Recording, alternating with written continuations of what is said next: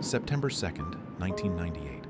Swissair Flight 111 takes off from New York, heading to Geneva on a calm night flight. 229 people are on board, passengers and crew enjoying a routine journey at 33,000 feet. Then, suddenly, an strange smell fills the cockpit. Smoke appears. What starts as a small mystery becomes a deadly hidden fire spreading above the ceiling, unseen and unstoppable. In under an hour, the plane crashes into the dark Atlantic Ocean. No one survives. This is the true story of Swissair 111, the invisible danger that changed flying forever. September 2nd, 1998. A McDonnell Douglas MD 11 jet, registration HBIWF, pushes back from the gate at John F. Kennedy International Airport in New York. The flight is Swissair 111, a scheduled service to Geneva, Switzerland. Takeoff occurs at 2018 East. The captain is Urs Zimmermann, an experienced pilot with thousands of hours, including instructor time on the MD-11. This accident investigation was a unique opportunity to assess the materials in airplanes. The first officer is Stefan Löff, also highly qualified and recently upgraded. Both are calm, professional Swissair pilots trained to the highest standards. The night is clear over the Atlantic. No bad weather, no turbulence. The flight climbs normally to cruise altitude, flight level 330, about 33,000 feet. For the first 53 minutes, everything is routine. Checks are complete. The cockpit is quiet. Then, at around 21:10 Eastern Time, or 1:10 UTC, an abnormal odor appears in the cockpit. It is faint at first, unusual, perhaps electrical or chemical. The pilots notice it right away. And the problem is not only just the stuff that can burn. They talk about it calmly. They think it might be from the air conditioning pack. No warning, lights come on. No alarms sound. They monitor closely for a few minutes. My name is Bill Pickrell, and on September 1998, September 2nd, 1998, I was one of two Halifax terminal controllers working the evening shift. The pan in any kind of a special condition is usually dealt with as an emergency, and this in fact was dealt with that way. The aircraft was immediately given priority, and the high-level supervisor initiated a call to the Rescue Coordination Center. Miles away. The pilots choose Halifax. They start descending and turning toward the airport. The decision is quick and professional. No panic in their voices. They continue the checklist. Fuel dumping has started to make the plane lighter for landing. The big MD-11 flies smooth, turns over the ocean while dumping fuel. A TC gives clear headings and clearances. The crew acknowledges everything calmly. But the smoke in the cockpit, the aircraft continues its gentle turns over the dark Atlantic while dumping fuel to lighten for landing.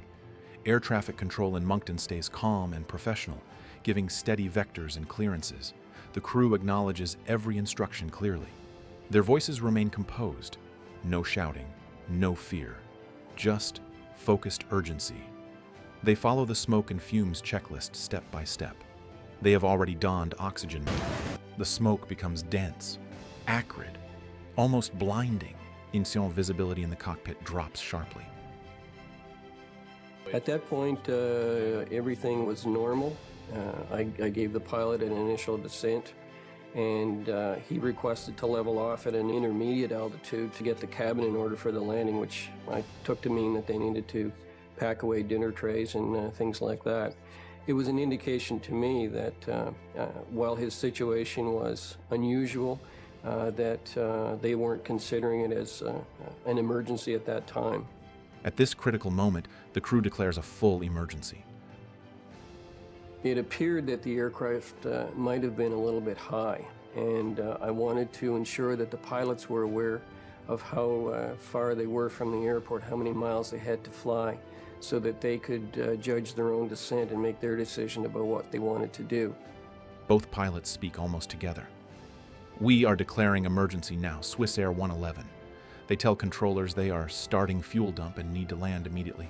A lot of times when you're having a problem, you would rather be dealing with an issue where you're much more familiar with the airport, because that relieves a little stress on you. This is initial problem. He's sitting there, he's looking up there, and he's trying to think, well, I got smoke here. Now, what does it mean? Let's see, where are we? Where's the closest place I can go to that I can talk to a Swissair mechanic? Boston. The controller acknowledges and clears them to continue dumping.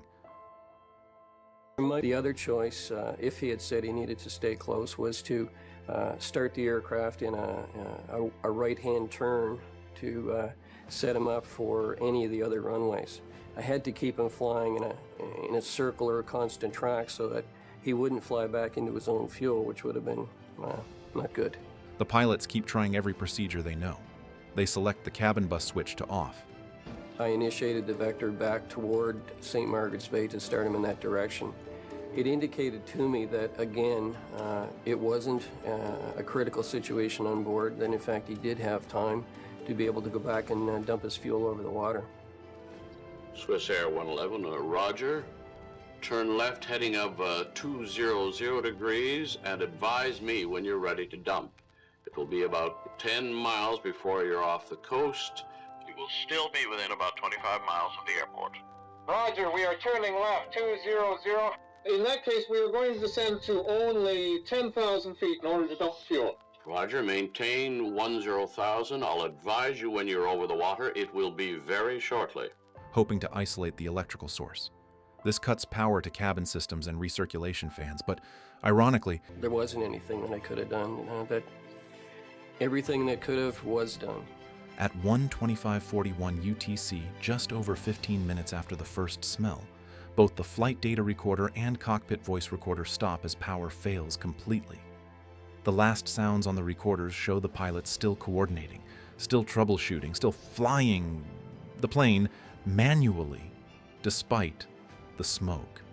Then, silence on the tapes. For the next few minutes, radar tracks the aircraft descending rapidly. It turns south over St. Margaret's Bay for the fuel dump area. Controllers lose radio contact. Secondary radar fades. Primary radar holds for a short time. Ground witnesses near Peggy's Cove see a large plane flying low in the darkness. Some report flames or bright light from the fuselage. They hear the roar of... Our report indicates that there was a design flaw in the way the in-flight entertainment network installed in the first class and business class sections of the aircraft were installed integrated into the electrical system of the airplane. Kind of a problem that they faced that night was probably one of 10 over the last 20 or 30 years. Never lose hope immediately. You know, it takes time for you to get to that point that you will accept the fact that there's no people that got out of their life. It covers what went wrong. Our companies do business in South America. We export, and every so often we will go to see our clients. And on this trip, Kenny and Abraham went to see some clients in Peru and in Chile. I had a very good relationship with both of them. With my brother-in-law, of course, we were like brothers. I love the guy. He married my only sister, so we had a great relationship. They used advanced tools like X-rays and fire modeling. The official cause was an in-flight fire in the forward overhead area above the cockpit ceiling, and it started with electrical arcing, a short circuit or spark in wiring. This wiring was most likely connected to the in-flight entertainment network system. The IFEN had been added later as a retrofit. The arcing ignited nearby flammable materials. They get a stall warning that the airplane is falling out of the sky. At the same time, they got overspeed warning. Impossible to have two contradictory alarms. Either you're stalling or either you're having an overspeed. So that created more confusion. Really, this problem has never happened before. It was a new emergency. In aviation, you always figure, what's going to kill me? What is the critical thing? Let's take care of that first. And then we'll take care of the other lesser issues later on. When you get a stall warning or when you get an overspeed indication, you need to pay attention to those immediately. In this case, they were getting both a stall warning and an overspeed. Well, which is right. They got a rudder ratio warning, which consists of an amber light that would come flashing on there with a little beeping horn and a message on this engine crew alerting system saying rudder ratio. That's just a system that reduces the amount of rudder the airplane has that can be used as the airplane accelerates and goes faster and faster. Because it was sensing wrong or improper information, it sensed a fault, so it gave a warning to the crew. The main airflow from vents helped spread heat and smoke. When the pilots turned off the cabin bus switch to isolate power, There is no checklist for if you have these 7 or 8 warnings going off, which they did, and they couldn't shut them off. It's a very rattling experience. I can play that tape for you. You hear those things, whoop, whoop, pull up, terrain, and all of these things going off, and the stick shaker. It's a very unnerving environment. System on board the aircraft crowned a ground proximity warning system, and it senses a rate of descent in the airplane. The irony of the situation was they were getting warnings from that saying too low, terrain, too low. That probably, in all probability, was a true warning. But because they'd been subjected to so many warnings and ongoing false warnings, horns, bells, and whistles, that they didn't really, I don't think, react to that too seriously. today, flying benefits from the lessons of Swissair 111. The 229 lives lost helped prevent future disasters. Their legacy is in every safer flight that takes off. 5 minutes after takeoff, the crew informed the tower that they were having an emergency and they requested clearance to return to Lima. During the process, contact with the aircraft was lost at 0110, with the latest position of the aircraft being 50 miles north of the city of Lima. About 6 o'clock in the morning, I got up and turned on the news channel, and I heard there was a crash, an airplane crash of Aero Peru, but the news mentioned New York to Lima. Rescue operations are underway by authorities. The aircraft was carrying 61 passengers and 9 crew members.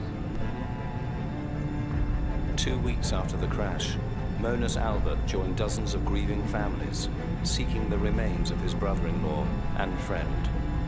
He finally identified them in a Lima morgue. I wanted to find them. I really wanted to find them. And one part of me didn't want to find them because there was this fantasy that if I don't find them, maybe they're in an island with a drink and looking at some girls dancing. I can close the chapter. I can go and take them and have them buried, and there'll be a place for the family to go and put some flowers once in a while and say, okay, my brother-in-law's here, or my dad is here, or my husband is here. Swissair Flight 111 was a heartbreaking loss. A small electrical spark, combined with overlooked flammable materials, turned a routine night flight into tragedy. 229 people never made it home, but their story did not end in the ocean. The exhaustive investigation uncovered hidden dangers that no one saw coming. The aviation world listened, materials were replaced, wiring was protected, procedures were rewritten, detection got better, training became more realistic. Because of what happened that night in 1998, millions of flights since have been safer. We honor the victims by remembering safety is never finished. It demands constant vigilance over the things we cannot see. Thank you for watching this respectful look at Swissair 111. If it helped you understand how accidents drive progress, like, subscribe, and share your thoughts in the comments. Respect to the crew and passengers. Fly safe, everyone.